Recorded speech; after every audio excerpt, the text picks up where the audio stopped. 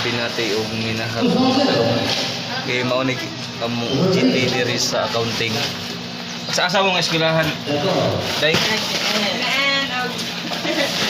Matalo. Matalong.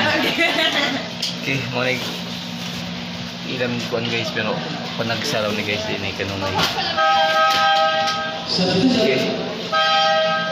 Mga buotan ni OJT guys. Basta ka lang din na maklaro din adun.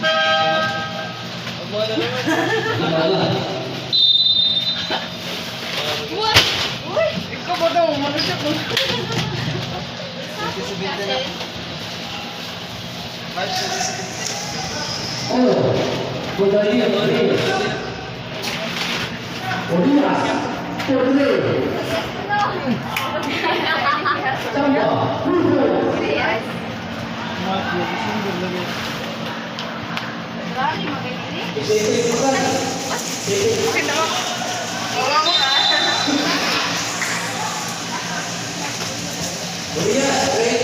Ato ba mo ngayon?